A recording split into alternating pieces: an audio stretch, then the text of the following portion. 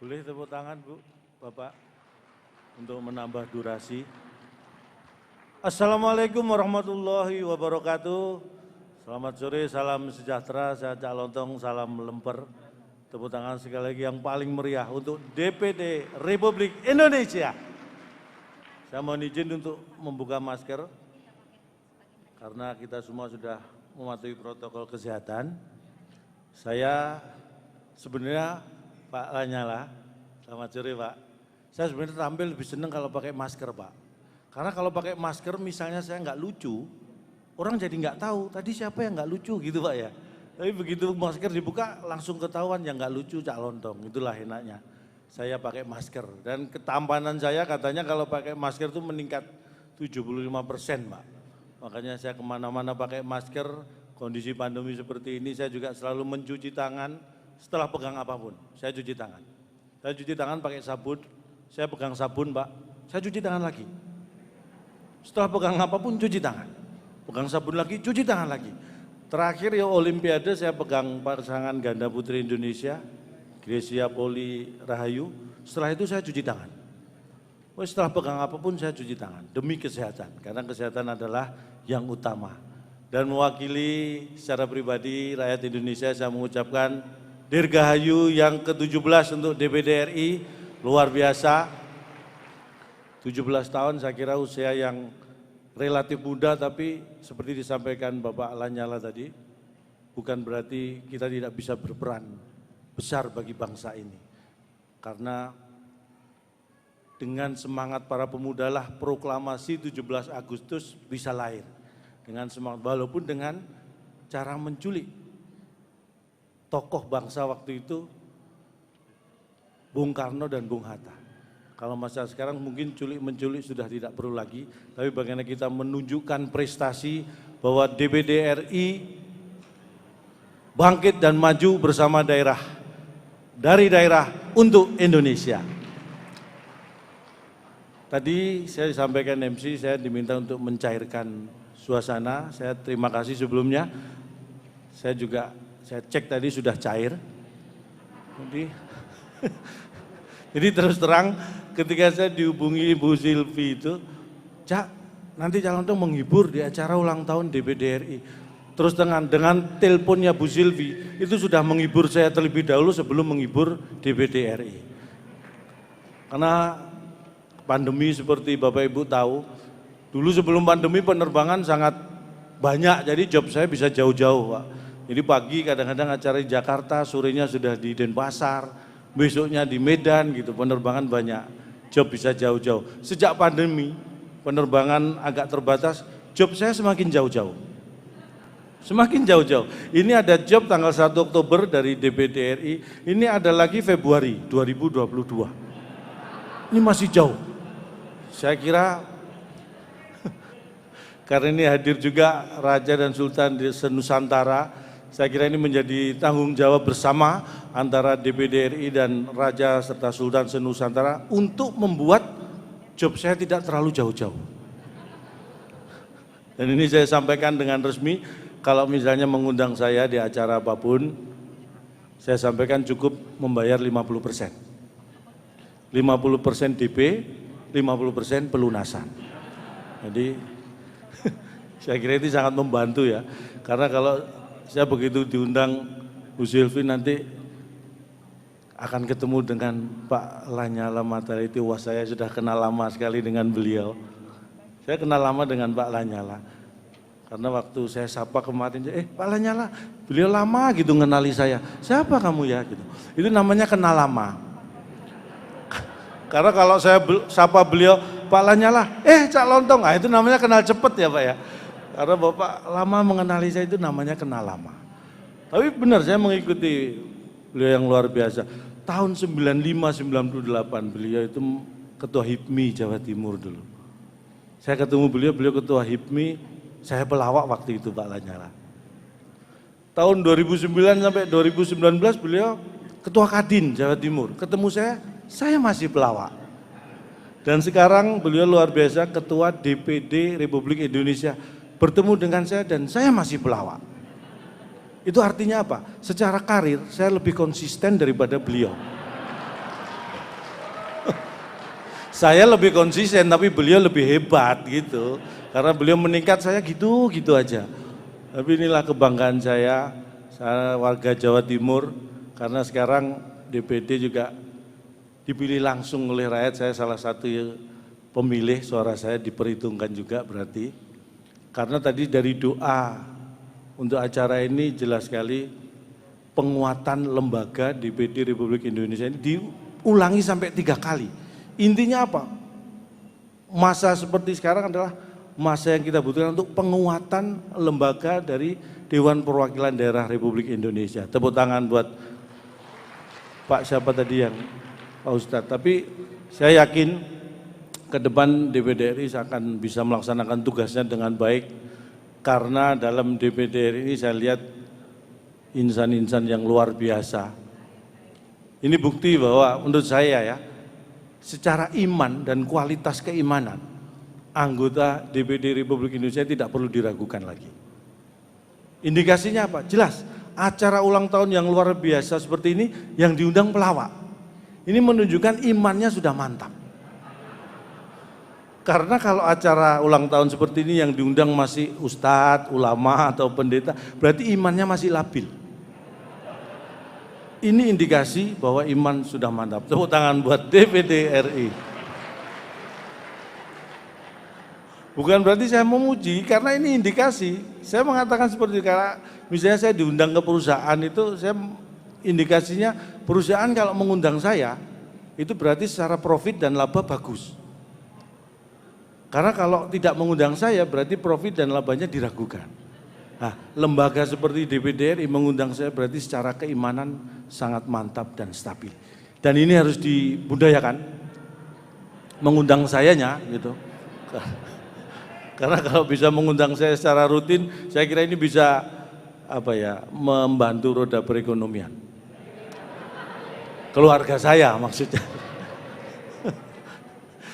Ini kebanggaan buat saya, sekali lagi saya sampaikan ulang tahun. Saya bangga sekali bisa hadir di sini di acara ulang tahun yang ke-17.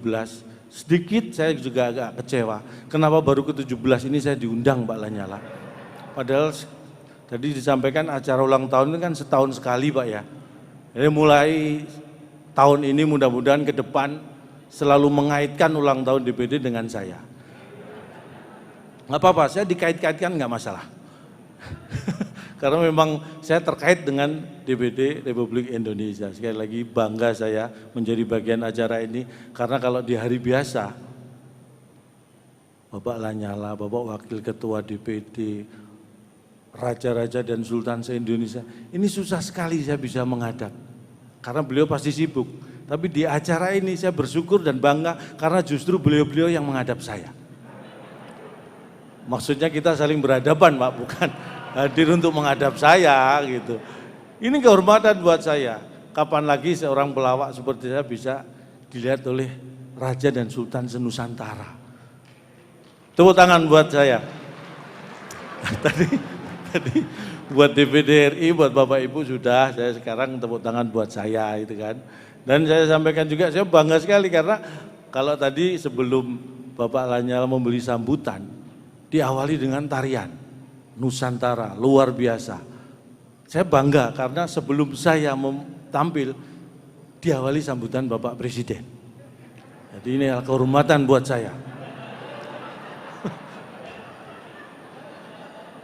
Saya selalu bangga menjadi warga negara Indonesia. Saya tidak tahu apakah Indonesia bangga punya warga seperti saya.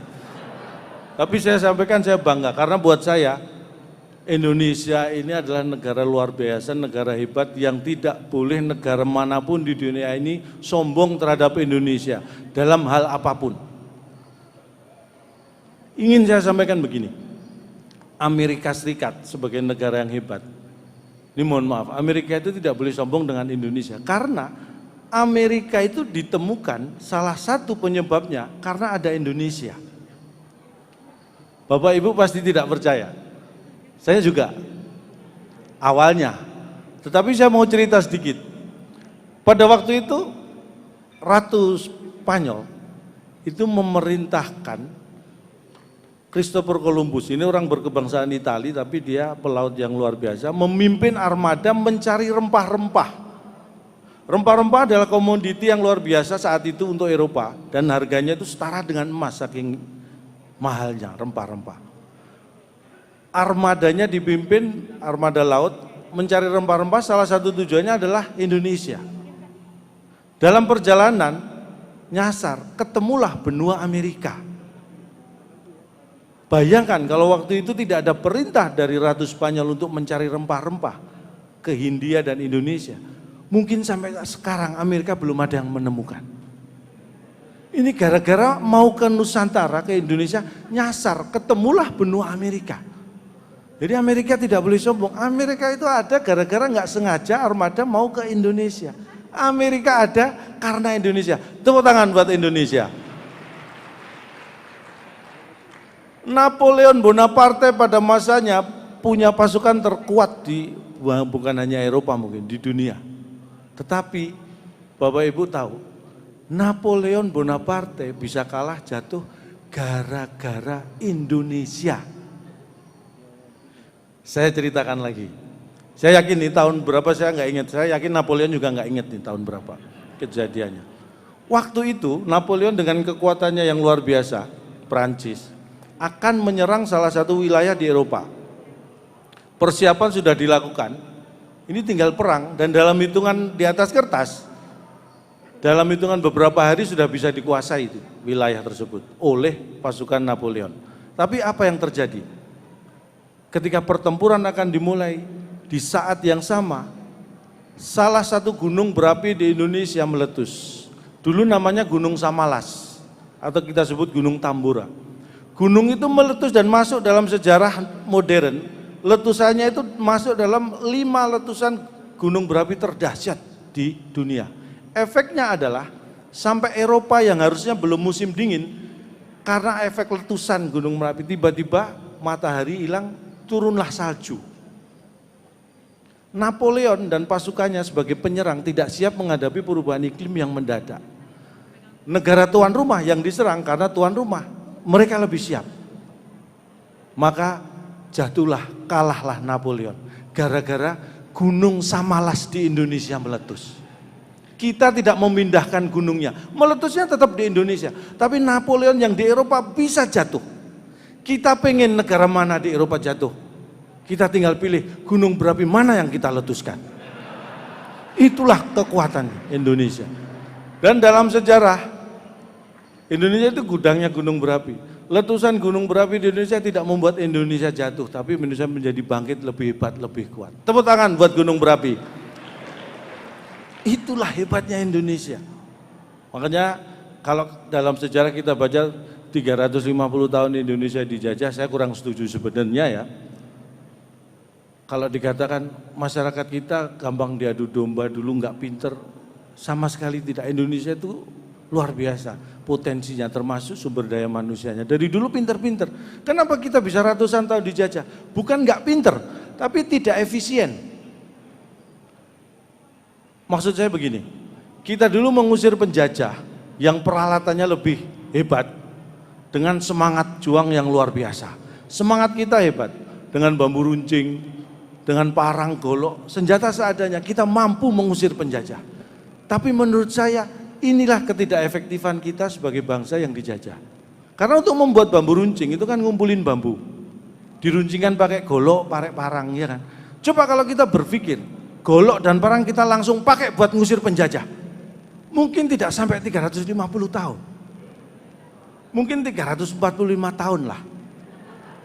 Saya kira 5 tahun bukan waktu yang singkat, saya kira lama juga karena DPD juga dipilih 5 tahun sekali, ya kan. Itu jangka waktu untuk berkarya yang luar biasa. Kalau tidak percaya 5 tahun lama, mari kita di sini sampai 5 tahun, pasti terasa lama. Itulah menunjukkan bahwa bangsa kita itu hebat, hanya kurang efisien. Makanya ketika sebelum pandemi saya dikirim mewakili Indonesia ke diskusi negara ASEAN, saya tidak tahu siapa yang ngirim, tiba-tiba saya di sana. Jadi dalam diskusi negara ASEAN, ini Bapak Ibu, Vietnam itu negara yang merdekanya lebih dulu Indonesia daripada mereka. Mereka sudah mempertanyakan prestasi sepak bola Indonesia. Saya sebagai bangsa Indonesia orang yang paling tersinggung dalam urusan sepak bola. Tidak boleh ada yang sombong dengan Indonesia. Karena apa? Ini mohon maaf. Brasil 5 kali juara dunia. Jerman mungkin 3 atau 4 kali. Italia 3 kali. Boleh mereka juara dunia. Tapi ingat, Brasil pernah kalah dari Jerman. Jerman sering kalah dari Italia. Italia juga pernah kalah dari Brasil. 3 negara yang saya sebutkan pernah juara Piala Dunia. Itu pernah saling mengalahkan. Tapi satu pun dari 3 juara dunia itu belum bisa mengalahkan timnas Indonesia.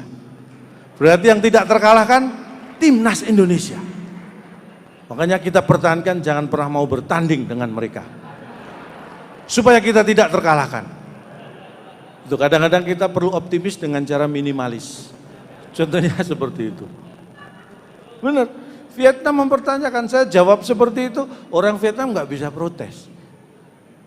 Karena saya jawabnya pakai bahasa Indonesia, dia nggak tahu artinya. Belum lama saya duduk, mohon maaf, negara tetangga kita, negeri jiran Malaysia, menyampaikan SDM orang Indonesia kualitasnya menurun. Saya tersinggung lagi. Bagaimana Anda berkesimpulan seperti itu? Data mengatakan tahun 60, 70, 80-an, Malaysia itu import guru, tenaga pengajar dari Indonesia. Tapi tahun 2000 sampai sekarang, mereka mengatakan lebih banyak mendatangkan asisten rumah tangga dari Indonesia. Kesimpulan mereka, kualitas SDM orang Indonesia turun.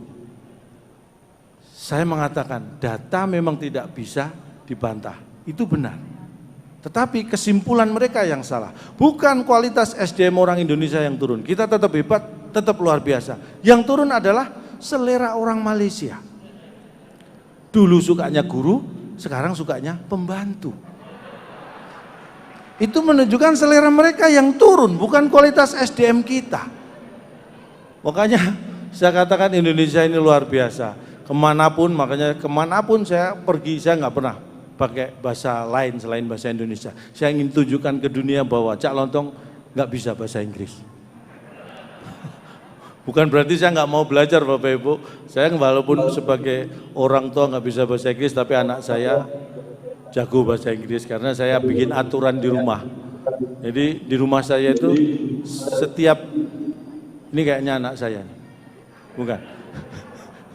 Saya itu bikin aturan di rumah, setiap Senin sampai Jumat semua anggota keluarga saya komunikasi di rumah harus dalam bahasa Inggris. Satu kata tidak bahasa Inggris, denda 5.000. Itu Senin sampai Jumat. Kalau Sabtu Minggu bebas, boleh pakai bahasa apapun. Karena saya di rumah Sabtu Minggu. Karena kalau saya bikin setiap hari, saya yang paling banyak bayar denda gitu kan. Makanya, bukan berarti saya nggak bisa bahasa Inggris sebenarnya. Saya tuh kalau sudah bicara dalam bahasa Inggris, nggak bisa berhenti. Makanya daripada saya susah berhenti, mending tidak saya mulai. Itu tadi. Dan sekali lagi terima kasih, mungkin waktu saya yang tidak banyak, mudah-mudahan yang saya sampaikan ini kurang. Karena kalau kurang kan pengen nambah. Kalau pengen nambah, DPD Republik Indonesia ada acara lagi, bisa mengundang saya lagi. Saya siapkan waktu, kapanpun diundang, saya kira tidak perlu menunggu ulang tahun juga saya siap. Kalau ulang tahun kayaknya setahun sekali, kayaknya terlalu kangen nanti ya kan. Kalau perlu rapat-rapat virtual juga saya siap. Karena sekarang itu acara banyak virtual, saya kadang-kadang repot. Rapat kalau dulu enak, rapat kumpul di ruangan, sekarang rapat tapi harus renggang. Iya kan, harus jaga jarak. Rapat kok renggang, terus rapatnya kapan? Kan renggang terus jadinya gitu. Makanya ini saya sampaikan, mudah-mudahan sekali lagi kurang bermanfaat. Kalau ada kata yang salah mohon dianggap benar. Karena tak ada gading yang tak retak. Jadi saya mohon maaf atas keretakan keluarga Gading. Mohon maaf saya malah gosip. Tak ada gading yang tak retak. Jadi atas nama keluarga besar Gajah, saya mohon maaf karena tidak bisa menghasilkan gading yang tak retak. Kalau ada sumur di ladang, boleh kita menumpang mandi. Kalau ada umur panjang, mudah-mudahan saya diundang DPD Republik Indonesia lagi. Sekali lagi, Dirgahayu yang ke-17 untuk DPD Republik Indonesia, sukses dan bangkit maju bersama daerah, dari daerah untuk Indonesia. Selamat sore, wassalamualaikum warahmatullahi wabarakatuh, salam sejahtera, salam lemper.